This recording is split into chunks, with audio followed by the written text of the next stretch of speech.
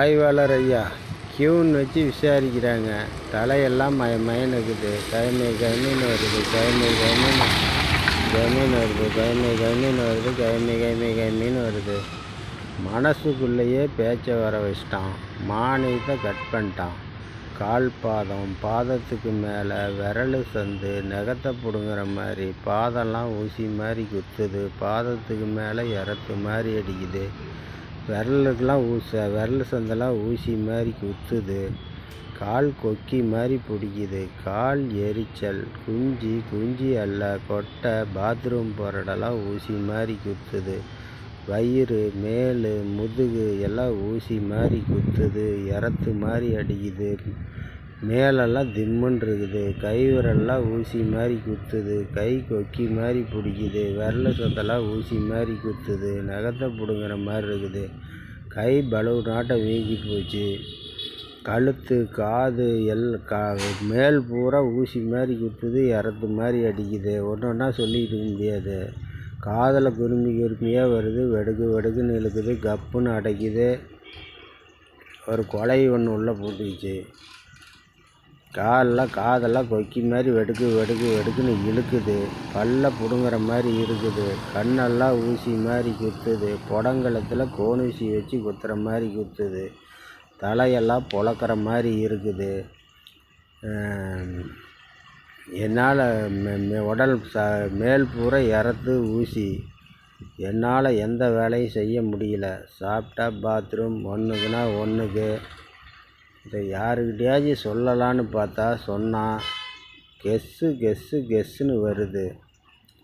நான் ஒரு சென்னையில் சர்க்கிள் இன்ஸ்பெக்டர் ஐயா வந்தார். அவர்கிட்ட சொன்னேன், ஐயா எனக்கு இது மாதிரி வருதுண்ணே, உன் மேலே ஏதாவது நகைத்திருட்டு கேஸ் இருக்குதான்னு கேட்டார். ஐயா நான் கோர்ட்டு கேஸு ஜெயிலு ஜாமீனு சாட்சி எங்கேயுமே போனதில்லைண்ணே. நீ உங்கள் ஊர் ஆய்வாளரை போய் பாருன்னு சொன்னார். ஆய்வாளரை பார்க்கும்போது ஆய்வாளர் யாருன்னு தெரில. ஸ்டேஷனுக்கு சொன்னேன். பூரா மரம் மண்டையாக இருக்குதுங்க. எல்லாத்துக்கிட்டையும் சொன்னேன். 1 கோடுக்காரன், 2 கோடுக்காரன், 5 கோடுக்காரன் எல்லாத்துக்கிட்டையும் சொன்னேன். கிட்டத்தட்ட 4 வருஷமாக வந்து சொல்லிக்கிட்டு இருந்தேன். எங்களுக்கு யாருக்குமே தெரியல. அப்புறம் பார்த்துட்டு ஒரு 2 மாத்திரை ஒன்று கொடுத்தானுங்க. கவர்மெண்ட் ஆஸ்பத்திரிக்கு போனானுங்க. அங்கே போய் பார்த்தேன். ஒரு மாத்திரை 2 லேகியம் கொடுத்தானுங்க. வாங்கி சாப்பிட்டேன். நல்லாவில். இந்த என்னடா இப்படி சொல்கிறானுங்க அப்படின்னு சொல்லிவிட்டு நேராக இதுக்கு போயிட்டேன். தனியார் ஆஸ்பத்திரிக்காவது கோவை போனேன். அங்கேயும் நல்லாவில். மேட்னி எழுதி கொடுத்தானுங்க. அங்கே போய் பார்த்தா அங்கேயும் நல்லாவில். மீனாட்சி போனால் அங்கேயும் நல்லாவில். அப்போலா போய் பார்த்தரலாம் கடைசியாக நான் அங்கே போனேன். அங்கேயும் நல்லாவில். என்னடா இது நம்மளுக்கு நோய் ஏதோ வேறு நோய் அட்டாக் ஆகிருச்சாட்டிருக்குதுன்ட்டு நேராக மந்திரவாதியாவது சந்திக்கலாம் அப்படின்ட்டு போனேன்.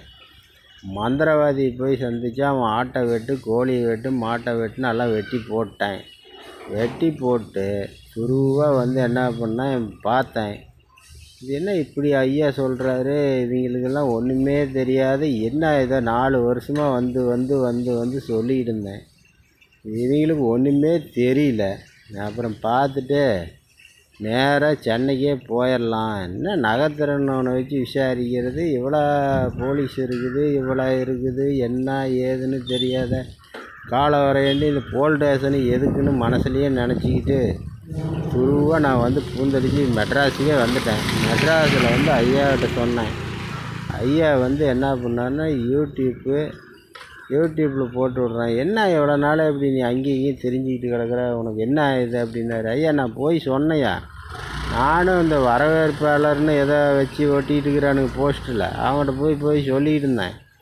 அவனை கேட்டால் வெளியே போடாங்கிறான். ஒருத்தர் ஐயா நம்பர் என்ன கொடுங்க அப்படின்னு கேட்டால் ஐயா நம்பர்லாம் என்கிட்ட கிடையாது அப்படிங்கிறாங்க. வக்கீலை போய் பாருங்கிறாங்க. வக்கீலை போய் இந்த கேஸுக்கு இவர் ஐயா எப்படி சொல்லும்போது அப்படி கேட்டால் என்ன பண்ணுறதுன்ட்டு வக்கீலை போய் கேட்டால் வக்கீலுக்கும் தெரியல. இன்ஸ்பெக்டர் ஐயா போய் பாருன்னு சொன்னான். அவர் யாருன்னே நம்மளுக்கும் தெரியல. முன்ன ஏதோ போயிருந்தால் தான் சுடுகாடு என்னான்னு தெரியும். போலீஸ் ஸ்டேஷனுக்கு நம்மளுக்கும் வேலையே கிடையாது. சுடுகாடு போனால் சுடுகாடு எங்கே போகிறதுன்னு தெரியல. நானும் 4 வருஷமாக சுற்றிக்கிட்டு ஒன்றும் பண்ண முடியல. எல்லா காசும் செலவு பண்ணிவிட்டு நான் சுற்றிக்கிட்டு கிடக்குறேன். மறுபடியும் சென்னைக்கே வந்துட்டேன். சென்னைக்கு வந்து ஐயாக்கிட்ட சொன்னேன். ஐயா வந்து வீடியோ அனுப்பி விட்றேன், நம்பர்லாம் எடுத்துகிட்டு வந்தேன். நம்பர் எடுத்துகிட்டு வந்து ஐயாக்கிட்ட கொடுத்தேன், வீடியோ அனுப்பி விட்டார். மேடம் யாருன்னு கேட்டால் அவங்களுக்கு எதுவுமே தெரியல. நான் அப்புறம் வந்து பார்த்துட்டு நம்பர் கொடுத்தானுங்க. நம்பர் வாங்கிக்கிட்டு நேராக மேடமுக்கு ஒரு நம்பரும் டிஎஸ்பி ஐயாவுக்கு ஒரு நம்பரும் வாங்கி 2 வீடியோ அனுப்பிவிட்டேன்.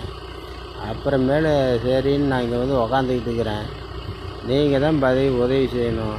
1 கோடி ரூபா 1,50 கோடி ரூபா போட்டு வீட்டை கட்டிக்கிட்டு பைப் போடுறதுக்கு என் சொந்த நிலத்துல பைப் போடுறதுக்கு அவன் போட்டை கட்டிக்கிட்டு அவன் வந்து உக்காந்துக்கிட்டான். பைப் போடுறதுக்கு வழி இல்லை. அதனால் க்யூனை வந்து தவறுதலாக பயன்படுத்திட்டானுங்க. 606, 607, 609 போலீஸ்காரனுங்க. 2602 நாள் ஆகிப்போச்சு. என் பேர் முருகன், வசந்தி, காவேரிபாளையம், மேட்டூர் டேம், சேலம் மாவட்டம். இதை வந்து 4 வருஷமாக போலீஸ் ஸ்டேஷனில் சொல்லிக்கிட்டே இருக்கிறேன். போலீஸுனால் என்னானே தெரியல அவங்களுக்குலாம். என்ன இது, ஒரு நகைத்திறனை விசாரிக்கிறது, ஒரு நேர்மையான பையனை விசாரிக்கிறதுக்கு என்ன ஏது மேடம்ங்கிறானுங்க. மேடம் வீடும் தெரிய மாட்டேங்குது, ஒன்றும் தெரிய மாட்டேங்குது. நானும் அங்கேயும் இங்கேயும் சுற்றுன்னு சுற்றிட்டு கடைசியாக வந்து மெட்ராஸுக்கே வந்துட்டேன். மெட்ராஸில் ஐயாக்கிட்ட சொன்னேன். ஐயா 2 நம்பருக்கு மட்டும் அனுப்பிவிடுன்னு சொன்னார். 2 நம்பருக்கு அனுப்பிவிட்டேன். யூடியூப்பில் போட வேண்டாம் ஐயா, இவங்க 2 பேர்த்துக்கும் நம்பர் அனுப்புனாங்க, அனுப்பிவிட்டேன். யூடியூப்பில் மட்டும் ஒரு வாட்டி போட்டு விட சொன்னார். அது யூடியூப், ஃபேஸ்புக்கில் 2ம் போடுறாங்கிறாரு. உடனே கொஞ்சம் நடவடிக்கை எடுங்க.